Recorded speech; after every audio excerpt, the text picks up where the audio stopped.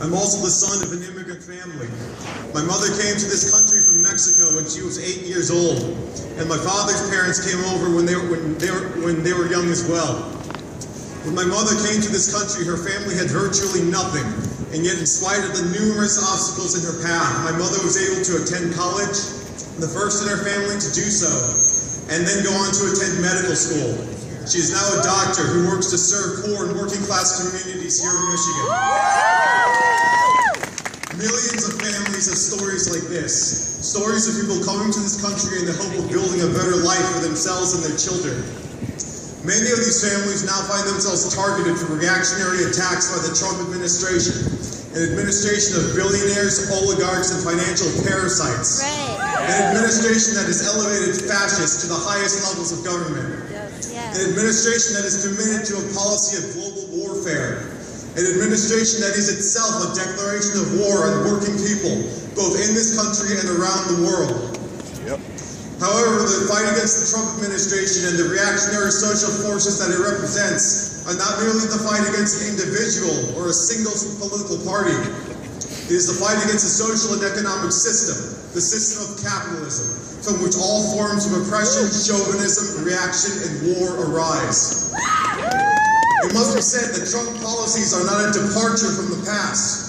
Rather, they are an expansion of policies that have been pursued for decades by capitalist politicians, both Democrats and Republicans. The United States imperialist wars, which have been raging for a quarter century and which were greatly expanded by both the Bush and Obama administrations, have created the worst refugee crisis since World War II.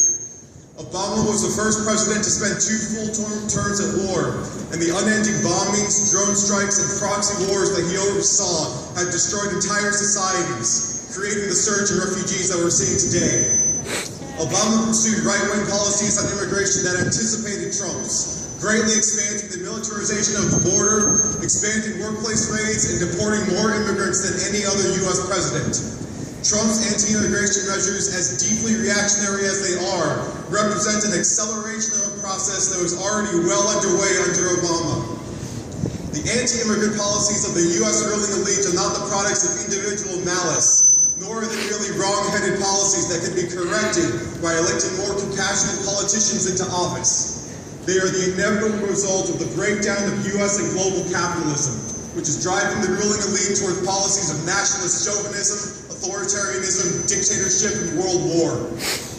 The International Youth and Students for Social Equality denounces the right-wing anti-immigration measures of both political parties and the Trump administration. We assert that the global working class has no objective interest in supporting border enforcement at all.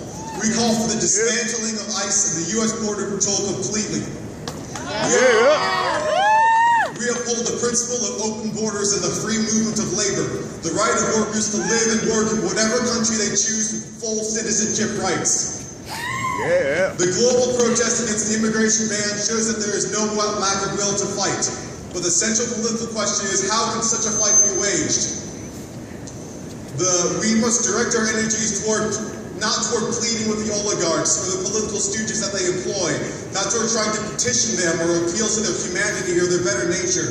Instead, we urge students and young people to turn to the working class, the great producing mass of society that has an objective social interest in overthrowing the system that exploits them.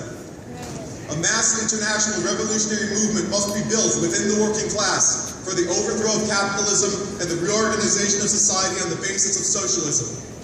The International Youth and Students for Social Equality is holding a meeting tonight at 7 p.m. in the Welker Room of the Michigan Union on the defense of immigrant rights and the fight for socialism. I urge everyone to attend and help build a movement that will put an end to poverty, racism, and social exploitation once and for all. Thank you. We'll take our